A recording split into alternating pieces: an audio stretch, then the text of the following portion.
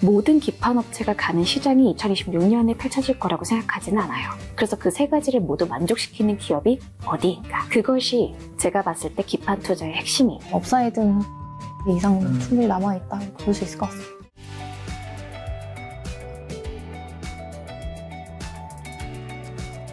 자, 또 기판 업종에 대해 뉴커머가 없다고 단언한 이유가 뭐고, 그리고 신규 진입 장벽이 이토록 높은 좀 실질적인 이유는 뭘까요? 이게 사실 뉴커머가 없다라고 얘기를 하는 게 네. 기판 산업의 특징을 조금 살펴보실 필요가 있는 네. 게 고부와 같이 기판에 한해서 사실 뉴커머가 없다라고 생각을 하고 있습니다. 왜냐하면 원래 우리나라 같은 경우에도 기판을 공급했던 게 고부와 같이 기판이 아니라 굉장히 저렴하고 어디서든 들어갈 수 있는 PC든 스마트폰이든 어디서 들어갈 수 있는 기판을 공급을 해왔었다면 기판업체가 본인들의 고객사랑 갖고 있는 관계성에서 한번 좀 찾아볼 수가 있는데요. 네. 보통은 하나의 고객을 얻습니다. 이제 그러면 그 기판이 공급을 해줘요. 그걸 되게 고객들이 어떤 기판들을 원하는지를 굉장히 오랫동안 소통을 하면서 제품의 개발 단계부터 같이 스타트를 해가지고 네. 들어가는 경우가 상당히 많습니다. 그러니까 고객사 입장에서는 어떻게 생각을 하냐면 만약에 이 기술이 한도가 네. 낮아져가지고 다른 업체가 조금 더 좋은 저렴한 가격에 만들었어요, 기판을. 네. 그래서 갖고 옵니다. 그러면 고객 입장에서는 얘네가 이렇게 갖고 왔는데 이거 어떻게 생각해? 라고 본인이 원래 관계를 지속하고 있었던 애를 찾아갑니다. 이게 기판 산업의 기본적인 관계성이기 때문에 따라서 회사의 연역이나 기술력, 얼마나 오래됐는가, 그 고객사와 갖고 있었던 관계가 얼마나 오래 지속이 됐느냐, 이것이 관계를 짓는 게 기판 산업의 가장 근본적인 핵심이기 때문에 이런 상황에서 뉴커머가 없다 라고 접근하시는 게 맞다라고 생각하고 있습니다. 그리고 또 대만과 일본의 주요 기판 업체들이 추가 증설에 보수적인 태도를 보이는 상황이 그럼 한국 기판 업체들에게 어떤 좀 기회 요인이 될까요? 이게 사실 네. 두 가지 업체 모두 증설을 안 하는 근본적인 이유는 팬데믹 때 아마 혹시 작가님도 뭐 노트북이나 PC 같은 거 많이 새로 샀죠? 많이 사셨을 거라고 생각해요. 저도 그때 많이 샀었거든요. 근데 그때 올라갔었던 수요가 이후에 어떻게 됐습니까? 다 꺾였습니다. 떨어졌죠. 훅 떨어졌습니다. 모두가 다 인식하듯이 그때 떨어졌는데 그렇다면 반대로 얘기해서 수요가 그렇게 올라갔을 때 가장 많이 증설을 했던 국가가 어디였을까요?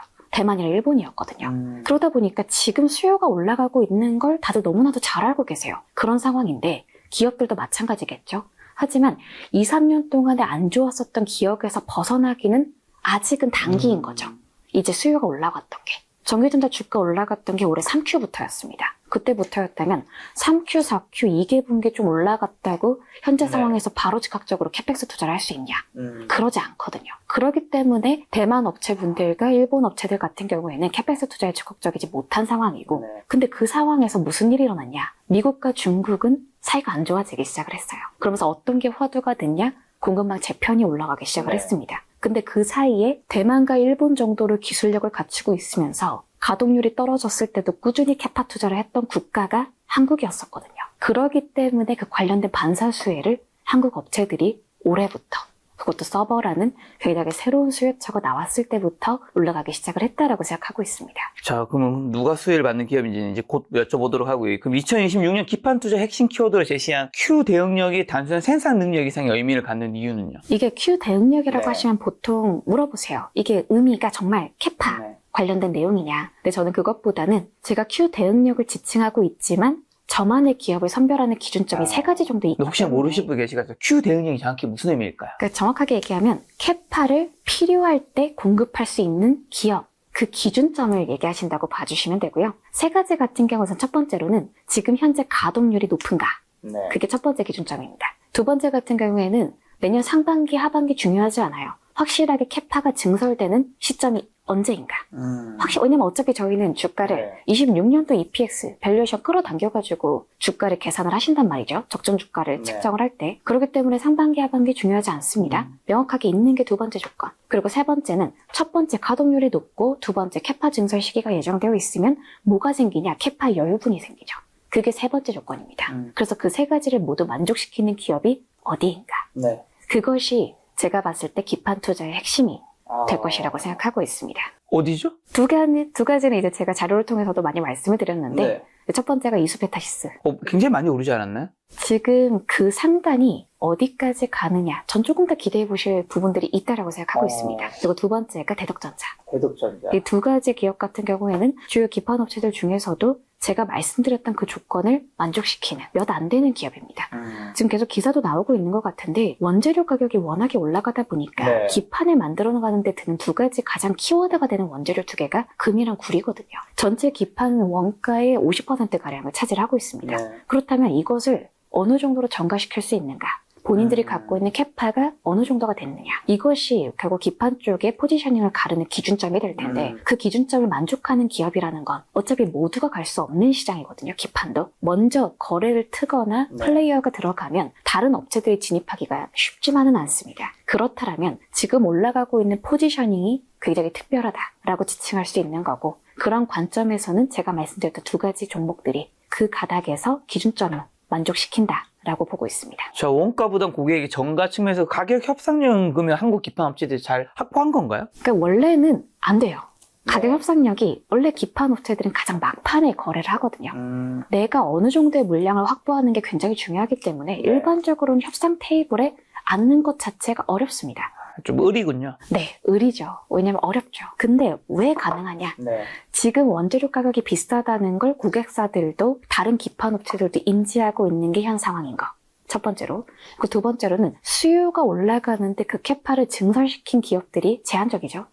꾸준히 올라갔고 이랬던 기업들이 제한적이에요. 그럼 세 번째, 인정이라는 게 생깁니다. 우리 현재 상황 알겠고 수요 올라가는 거 알겠는데 이걸 공급해줄 수 있는 업체들도 제한적이야. 그러면 가격 인상이 가능한 거죠. 그리고 이제 마지막 조건으로는 신제품이 나왔을 때 가장 고부가 가치 기판 같은 경우에는 신제품이 나왔을 때 협상 테이블에 앉을 수 있는 자격이 생깁니다. 그런 시점이라면 협상력을 갖춘 기업들이 몇 가지 된다라고 생각을 하고 있죠. 그럼 만약 근데 빅테크 AI 수익화 모델 증명이 우리 예상보다 더 늦어질 경우에 기판 업체들이 그럼 증설 물량이 공급 가능 리스크를 변할 가능성은 없나요? 그렇게도 접근하실 수 있는 부분들이 일부 있어요. 근데 지금 빅테크들이 필요한 기판은 모든 기판이 다 필요한 게 아니라 FCBJ라고 하는 현존하는 기판들 중에 어찌 보면 테크놀로지컬하게 가장 높은 기술력을 요하는 기판입니다. 근데 글로벌리하게 본다면 아직 FCBJ의 가동률은 80%가 안 돼요. 아직 공급 과잉을 논하기에는 현재 굉장히 대규모로 증설이 됐던 현재의 캐파를 가동률을 채우는 게 첫 번째 수순이 될 겁니다. 그렇다면 아직은 공급 과잉 리스크를 논하기에는 이르다라고 생각하는 게 거기에 있죠. 자, 전기전자금은 측면에서 지금까지 말씀해 주신 거 바탕으로 탑픽 종목 마지막으로 한번 좀 정리해 주신다면요. 제가 정리한다면 제 기준점은 하나입니다. 모든 기판 업체가 가는 시장이 2026년에 펼쳐질 거라고 생각하지는 않아요.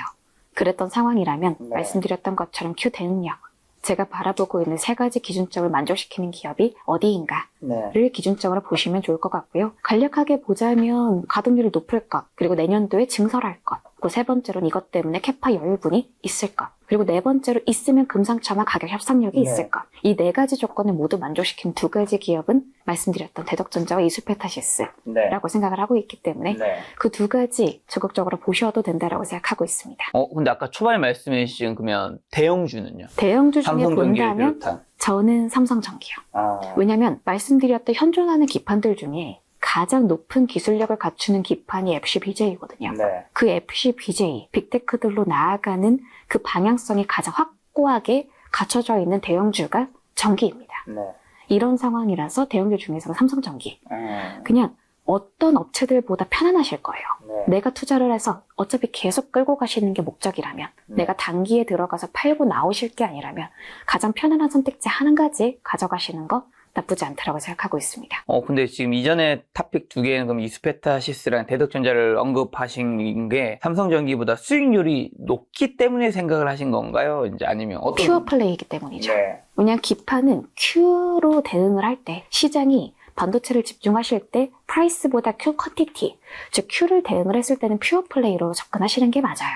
그리고 그 이전에는 모든 테마, 반도체가 프라이스 때문에 간다. 그러면 전자랑 연관성이 있는 삼성전기가 집중도로 이제 나아가듯이 P든 Q든 연관이 있다면 대형주 중심으로 가시는 게 맞고요. Q 측면에서 간다라고 본다면 기판 퓨어 플레이로 접근하시는 게 맞기 때문에 그런 관점에서 세 가지 종목들 말씀드리고 있는 상황입니다. 자, 2026년에 메모리 반도체 가격과 출하량이 차례로 이끄는 이 2단계 업사이클로 정의한 근거랑 이게 또 과거 업사이클과 비교했을 때 이번 상승 국면이 구조적 상승 사이클로 이어질 가능성이 좀 있을까요? 네, 저희 일단은 26년도 상황을 보기 전에 올해 3분기부터 진행되었던 내용을 좀 봐야 돼요. 사실 저희 자료에 보면 저희가 키 차트라고 해서 막대 그래프와 선 차트를 같이 보여드리는 게 하나 있는데 그게 내용이 뭐냐면 올해 3분기 정도부터 물량은 하나도 안 늘어나는데 가격이 막 올라가면서 대형주들의 실적이 되게 가파르게 개선이 됩니다. 공급하는 양은 없는데 가격 개선으로만 이렇게 실적이 올라가는 거거든요. 이 P 사이클은 보통 한 3, 4개 분기 정도가 가장 맥스입니다. 그러니까 가격 모멘텀이 가장 부각이 되는 데가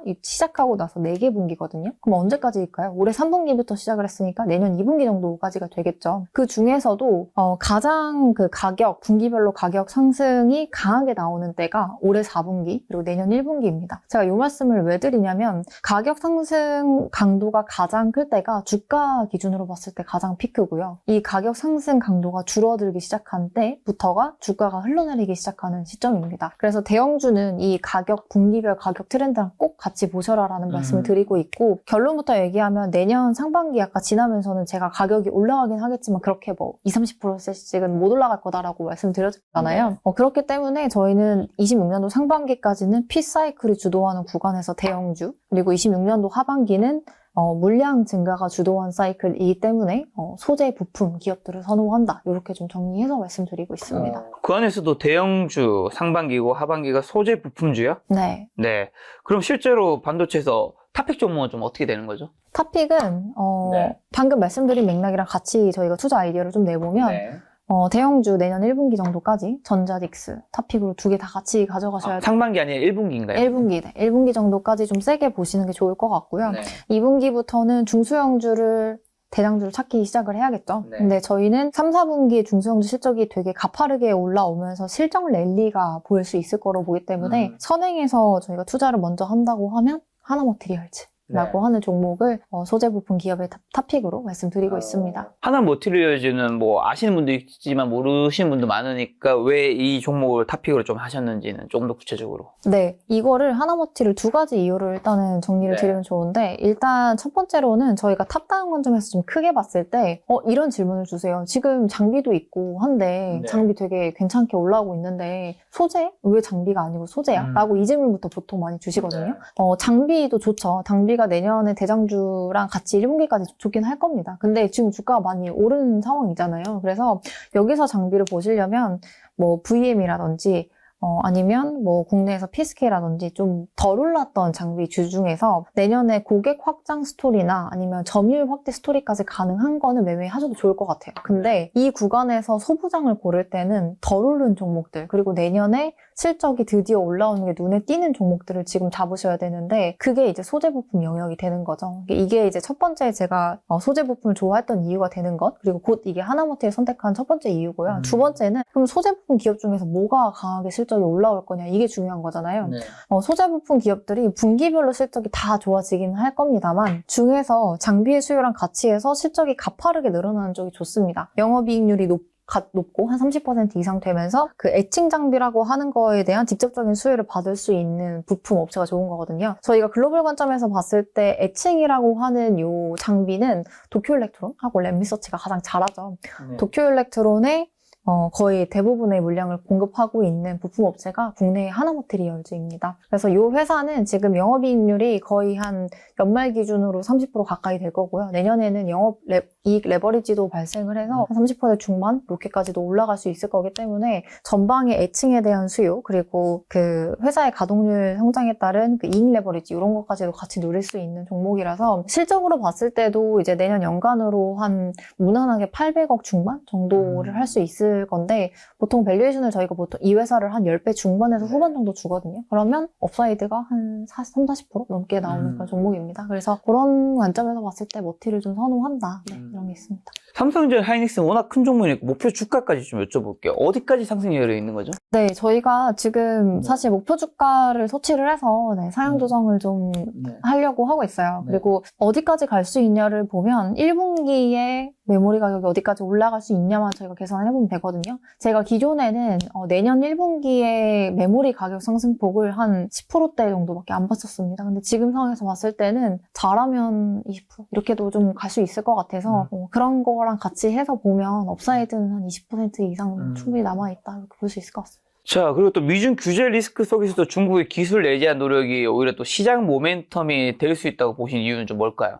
네. 일단 저희가 사실 이 미중 규제하면 빼놓을 수 없는 얘기가 엔비디아 칩이잖아요. 그리고 그렇죠. 네, AMD 칩도 뭐 중국으로 못 나간다 이런 게 있었는데 네. 이거는 사실 여전히 그 트럼프 정부 하에서 아직도 규제가 왔다 갔다 하고 있기 때문에 변동성이 있는 건데 네. 정리를 해보자면 이거는 이미 인지된 리스크이고요. 저희가 중국을 기준으로 봤을 때는 오히려 지금 터지지 않은 수요에 대해서 주목을 하는 게 맞습니다. 이게 저희가 저희 유한타증권에서 이제 올해 하반기 들어서 낸 자료가 중국의 15차 5개년 계획의 변화를 좀 보자라는 얘기를 하는데 이게 되게 중요합니다. 왜냐하면 이 15차 5개년은 중국이 5년에 한 번씩 이제 향후 5년 동안 뭘 할 건지를 내는 건데 미국한테 칩 조달도 제대로 못해서 AI 서버 투자를 거의 못하고 있는 상황이거든요. 근데 이제 내년에는 미국 정부랑 잘 얘기를 해서 이제 엔비디아 칩도 좀 H 시리즈 중심으로 더 받고 AMD 칩도 좀 더 구하면서 서버 투자를 할 겁니다. 그리고 이 계획의 가장 큰 핵심이 동부 지역에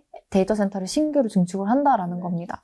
전체 글로벌 서버 시장에서 중국이 담당하는 수요가 10에서 15% 정도 비중이 되거든요. 그러면 이 15차 5개년 계획 기반으로 데이터 센터 신규 투자가 된다고 하면 서버 시장의 전체 사이즈가 10에서 15% 늘어날 수 있다는 거로 저희가 좀 생각을 해볼 수 있기 때문에 이게 결국에는 메모리 시장과 내년 반도체 시장의 업사이드 포인트 중 하나가 될 수 있다. 이렇게 좀 보시면 될 것 같아요. 자, 그럼 반도체 부분에서 좀 토픽 종목 마지막으로 좀 정리해 주신다면요. 네, 저희 반도체는 이제 삼성전자, 하이닉스 대형주 위주로 내년 1분기까지는 꼭 가져가셔라 이런 말씀을 좀 드리고 싶고요. 네. 그리고 소재 부품 기업들의 실적 랠리가 머지않았다. 그래서 탑픽으로는 하나머티리얼즈 말씀드리도록 하겠습니다. 그리고 하나만 더 추가로 말씀드리면 내년에 전반적으로 탑다운으로 봤을 때 소재 부품도 좋기는 한데 바텀업으로 봤을 때 한 3, 4년 동안 쉬었던 소재 부품 종목들도 있어요. 그 중에 하나 저희 하우스에서 말씀드리는 게 원익 QNC입니다. 그래서 이 종목도 사실 지금 자회사에 대한 노이즈 때문에 주가나 실적이나 이런 부분들이 불편한데 원래 본업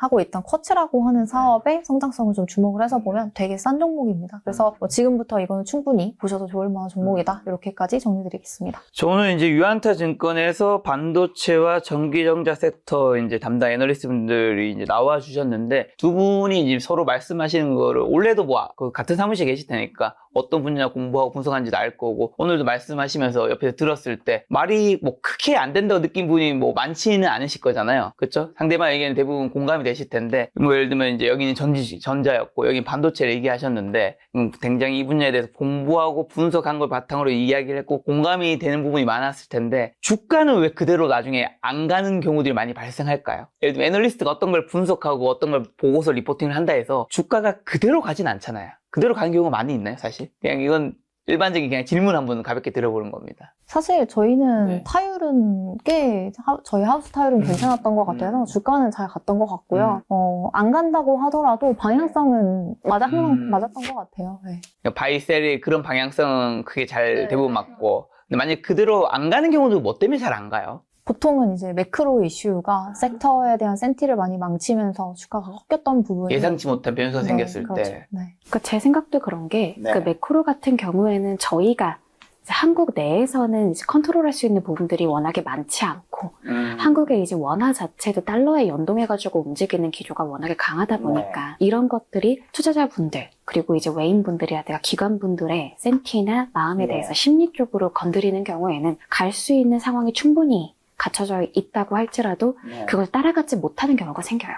근데 결국에는 펀더입니다. 결국에는 갈만한 사이클이 생기고 논리가 생기고 이것이 단순히 기대감으로 움직이는 게 아니라 확실한 데이터를 갖고 있다면 결국은 갔던 게 주가였기 때문에 그런 부분은 만약에 스터디 하시는 부분들이 계시다면 신뢰감 있게 믿음으로 갖고 계속 스터디 하시면서 신뢰해 보셔도 괜찮을 흐름이라고 생각합니다. 혹시 내년에 이제 파월도 이제 어쨌든 5월에 교체될 거고 누가 될지 모르지만 어쨌든 왕비둘기 중에 한 명이 될 텐데 그 금리 인하 기조랑 지금의 어떻게 보면 달러가 좀 떨어지긴 했지만 어쨌든 여전히 강달러 현상이 이 전기전자나 반도체 섹터에 주는 좀 영향은 어떤 것들이 좀 있을까요? 그러면 이건 긍정적인 건가요? 아니면 부정적인 건가요? 이게 사실 제가 이제 매크로를 살펴보면 느꼈던 게 IT는 전반적으로 매크로 쪽이랑 연관성이 굉장히 높은 섹터라는 생각이 되게 많이 들거든요. 커버를 하면서 이제 느끼는 부분인데 긍정적이다 나쁘다가 아니라 매크로는 변동성이 낮아지면 됩니다. 그게 어떤 이슈든 간에 크게 문제는 없어요. 그게 변동성이, 그러니까 그 이벤트가 해소될 때까지 시장의 우려, 왜냐하면 저희가 가보지 못했던 방향에 대해서는 언제나 우려를 갖고 있고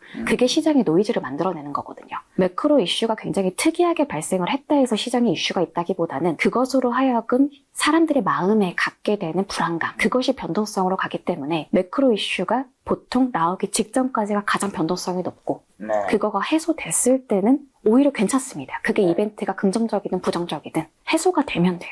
그 이벤트가 끝나고 우리가 결론을 눈으로 확인할 수 있으면 됩니다. 그래서 그때를 기점으로 보시는 게 맞는 것 같아요. 네, 반도체는 뭐 비슷하죠. 사실 내년에 금리에 대한 부분들이 소비에 있어서 불편하게 작용을 한다거나 아니면 지금 미뤄지고 있는 관세에 대한 여파가 수요를 좀 부담스럽게 하는 그런 부분하고 좀 연동이 된다고 하면 사실 지금 보고 있는 것보다 뭐 수요의 둔화에 대한 걱정 때문에 반도체 전반적으로 잠시 조정이 있을 수는 있다라고 생각은 합니다. 이게 이제 첫 번째 우려되는 내용이고 두 번째로는 이렇게 한참 보통 매크로 이슈가 막 나오면서 테크 펀더에 대한 이슈가 같이 등장할 때가 제일 불편해요. 예를 들면 루빈에 대한 생산 지연. 진짜 내년 연말까지 좀 지연이 될 수 있다. 뭐 이런 얘기가 갑자기 터지거나 하면 사실 테크 쪽은 많이 올랐었기 때문에 또 조정도 크게 나올 수 있죠. 근데 제가 말씀드리고 싶은 거는 지금 메모리 상황을 봤을 때는 매크로가 여기서 엄청 세게 꺾이지 않는다면 그렇게 한 20% 이렇게 만약에 시장이 꺾인다고 했을 때는 테크는 거기서 또 다시 담아가시는 전략이 맞는 것 같아요. 특히나 메모리 쪽, 지금 국내에서 삼성 하이닉스만 있지만 뭐 마이크론이라든지 아니면 뭐 웨스턴 디지털, 샌디스크 이렇게 메모리 관련된 쪽은 꼭 내년에도 잘 하시기를 좀 바라겠습니다. 자, 그럼 마지막으로 질문지 없던 질문 한 가지 드리면서 이제 마칠까 하는데, 어쨌든 이제 전기전자랑 반도체를 커버하시지만 어쨌든 투자 전문가 영역에 계신다고 볼 수 있잖아요. 그쵸? 2026년에 굉장히 다양한 자산이 있잖아요. 금은도 있고, 부동산도 있고, 주식은 한국 주식과 미국 주식, 뭐, 다른 주식은 뺏겨 사람들이 거의 잘 하지 않으니까. 그 다음에 뭐, 달러나 엔화도 있고, 가상자산도 있을 건데, 각자 생각하셨을 때, 내년에는 어떤 자산의 흐름이 굉장히 좋을 것인지랑 또 저희 채널에 처음 나오셨으니까, 개인적으로 꼭 하시고 싶은 투자 조언 한마디만 해주신다면요. 저는 개인적으로 뭐든지 마음을 따라 가시기보다는 데이터를 따라 가셨으면 좋겠습니다. 그러니까 저희는 내가 산다면 그것이 갈 거라고 생각을 되게 많이 하시고 기대할 수밖에 없잖아요. 그렇죠. 그냥 내 돈이 들어갔으니까. 근데 굉장히 정보의 홍수입니다. 굉장히 많은 정보를 쉽사리 접근하실 수 있을 거라고 생각을 하고 있고 그것 때문에 굉장히 많은 인포메이션을 지금 보고 계실 텐데 결국 모든 자산은 세 가지로 움직입니다. 저는 그게 매크로라고 한 가지, 그리고 또 한 가지는 시장에 대한 심리, 그리고 마지막으로는 그걸 따라가는 이제 정부의 움직임, 이렇게 세 가지로 크게 움직인다고 생각을 하고 있는데 각각에서 어떤 부분을 신뢰할 수 있고 내가 어떤 부분을 신뢰할 수 없는지 그거를 보시면서 자산을 고르셨으면 좋겠습니다. 고르진 않으시나요, 지금? 뭐, 한 가지 정도 뭐, 종목 고르는 것도 아닌데요, 뭐. 뭐 그렇기는 한데. 네네. 네, 왜냐면 오히려 전문가라고 얘기하지만 조심스러운 게 저도 굉장히 힘들게 돈을 벌고 있지만 다들 마찬가지실 거라고 생각을 하고 있거든요. 그래서 무언가 하나를 제가 픽해드리는 것보다는 그냥 남들의 의견 때문에 나의 자산의 방향을 고르진 않으셨으면 좋겠습니다. 그냥 그런 말씀을 만약에 전문가로서 물어보신다면 그런 말씀을 드리고 싶어요. 왜냐하면 되게 열심히 노력하신 대가기 때문에 마음이 되게 아프잖아요. 실질적으로도. 그래서 그러지 않으셨으면 그냥 그 말씀을 드리고 그래도 저는 뭐 답변을 받아야 되는 사람이라서 그러면 한국 주식과 미국 주식 중에서 뭐가 나을 거라고 보시나요? 이건 좀 더 쉬운 질문이니까. 아까보다는. 저는 그러면 한국 주식으로 하겠습니다. 이유라도 가볍게 설명해 주신다면. 그 이유가 미국은 어찌 보면 사실 저희가 가장 데이터를 기반으로 한다면 신뢰할 수 있는 주식이 미국은 맞아요. 그렇죠. 미국은 맞는데 저희가 어찌 보면 한국에 있기 때문에 한국에 가장 익숙한 방법으로 접근할 수 있는 종목 주식들도 저는 한국 주식이라고 생각을 하거든요. 게다가 그동안 많이 외면받았습니다. 어차피 외면 많이 받았었고 이제 올라가는 상황이 현재라면 이제 나아갈 성장성이 있는 섹터들, 가장 IT가 가장 주된 그 코어가 될 수 있을 거라고 생각을 하는데요. 그렇게 그런 입장에서 IT를 커버하는 입장에서 이제 막 오르기 시작했던 부분들, 그리고 글로벌리하게 봤을 때 경쟁력이 결코 뒤지지 않은 부분들을 저희도 많이 갖고 있거든요. 그래서 그런 측면에서는 한국 주식이라고 생각을 합니다. 여기서 이제 한 가지만 더 여쭤보고 이제 백 위원님한테 마지막 그거 들어보면 저는 이제 한국 주식이 어쨌든 접근성이 더 쉽고 우리가 더 자세히 알 수 있기 때문에 이제 그 한국 주식에 투자하면 좋겠다는 의견에 100% 공감을 하는데 요즘 드는 생각 중 하나가 예를 들면 이제 한국 주식과 미국 주식 그리고 부동산이 있다 친다면 예를 들면 주식과 일단 부동산부터 친다면 우리가 주변에서 당연히 주식을 부자 된 사람 당연히 있죠. 있는데 일반적인 사람 케이스에서 누가 더 많은 부를 일군 케이스가 많냐면 대부분 부동산이란 말이죠. 그럼 그렇다 해서 근데 개인이 그럼 부동산 전문가였냐? 그건 아니란 말이죠. 그냥 어쨌든 서울에 뭐 아니면 수도권이나 아니면 좋은 입지에 부동산을 사는 사람들은 집값이 좀 오르다 보니까 그 상승분의 혜택을 많이 받는 경우들이 되게 많았는데 예를 들면 주식도 한국 주식과 미국 주식이 있으면 제 주변에도 지인들 보면 고수들 빼고요. 고수들은 당연히 수십억 수백억 버는 사람들 주식이 한국 주식도 있는데 개인 중에서는 한국 주식에서는 딱히 돈을 버는 사람이 그렇게 많지는 않아요. 근데 미국 주식은 어차피 뭐 대형주 아니고 모르니까 대형주 사다 보니까 결국 시간 지나면 그 친구들이 대부분 돈을 많이 벌었어서 이게 접근성이 피나다 해서 한국 주식에 투자하는 건 너무 맞는 의견이긴 한데 결국에는 이제 누가 돈을 벌었냐고 봤을 때는 미국 주식에 투자한 사람이 돈을 더 많이 번 케이스가 많다 보니까 이게 이론과 현실에 좀 다른 부분이 좀 있지 않나. 예를 들면 부동산과 주식을 했을 때 당연히 주식 수익률이 훨씬 더 높을 수 있지만 현실에서는 부동산을 본 케이스가 아마 위원님들 주변에 훨씬 더 많을 거란 말이죠. 그 증권가 빼고 이런 의견 어떻게 생각하세요? 근데 제가 봤을 때 미국 주식으로 제 주변에도 돈을 버시는 분들이 되게 많이 있는데 얘기를 들어보면 미국 주식은 장기적으로는 우상향하지만 어찌보면 가장 큰 변동성은 가장 많습니다. 변동성, 즉 플럭추에이션이 있는 상태로 올라가요. 근데 이제 저희 주변을 봤을 때도 그 변동성을 견딜 수 있는 분이 과연 몇이나 되시나. 그렇죠. 그냥 저희가 딱 수익률 페이지 봤을 때는 되게 많이 벌어 보이죠. 그거 사실이에요. 근데 우리는 과연 그 변동성을 감내하면서 미국 주식을 계속 들고 가냐? 그건 또 아니란 말이죠. 게다가 미국 주식은 언어라는 장벽이 있어요. GPT 때문에 많이 언어의 장벽이 낮아진 거는 사실이기는 하지만 저희가 아직까지는 안 상태로 접근할 수 있는 종목들은 한국 주식이 맞습니다. 정말 대부분의 투자자분들은 그러실 거예요. 우리가 외국에서 나오는 외신들을 모두 다 읽어볼 수 없고 그 기업들이 공개하는 데이터를 모두 다 볼 수 없으며 우리가 플로우를 확인할 수 없다면 알고 있는 것에 투자를 했으면 좋겠고 그 변동성을 어차피 우리가 지금 현재로서 감내하지 못한다면 미국 주식보다는 한국 주식이 우리가 알고 투자할 수 있는 항목이라고 생각을 합니다. 저는 사실 자산에 대한 구분은 제가 부동산을 잘 모르니까 전 주식만 하고 있거든요. 네. 저는 과감하게 주식 내년에도 하셔라라고 말씀드리고 싶고 국장, 미장 상관없이 아까 오늘 내내 말씀드렸던 메모리 반도체 관련 종목들 아까 딱 집어드린 종목들 위주로 보셔라라고 말씀을 드리고 싶습니다. 그리고 뭐 투자를 하실 때 각자 다 다르게 뭐 생각을 하실 수 있지만 시간의 편에 있는 것을 항상 생각을 하셔야 되는데 저희가 사실 내년 상반기, 하반기 일반 투자자들이 뭐 이렇게 빨리빨리 포트에 대해서 전략을 바꾸고 그런 게 어렵잖아요. 근데 그렇죠. 네, 메모리에 대한 지금 상황을 보면 사실 27년도까지는 밝아요. 뭐 P로 올라가든 Q로 올라가든 좋기 때문에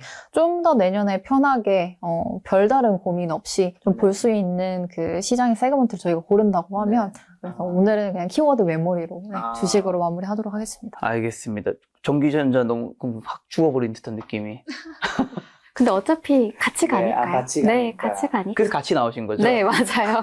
같이 가니까. 유안타 증권에서 그러면 이제 유안타 증권 전체적으로 어쨌든 이런 연간 전망하고 계실 텐데 유안타 증권에서 가장 미는 세 섹터는 어디예요? 이게 두 분이 하는 거 말고 합쳐서. 저희가 연간 전망을 이제 하우스 전략을 그렇죠. 주시는데 일단 반도체 당연히 들어있고요. 반도체 들어있고. IT 당연히 전기전자 같이 들어있고 네. 그다음에 저희 내년에 바이오 그쪽도 있고 그게 이제 사실 뭐 메인이었던 것 같고요. 또 다른 종목들이 있는데 그건 이제 저희 하우스에서 되게 유명하신 그 김용구 위원님을 한번 나중에 모시면 더 많이 들으실 수 있어요. 알겠습니다. 그분 얘기 모시고 한번 이야기 들어보도록 하겠습니다. 다음번에 또 전기전자 반도체 이슈 생기면 위원님들 모시고 이야기 들어보도록 하겠습니다. 오늘 만난 손님은 고선준 백기라 애널리스트님이었습니다. 지금까지 여러분 소중한 시간 함께해 주셔서 정말 감사합니다. 오늘도 김 작가였습니다. 고생 많으셨습니다. 감사합니다.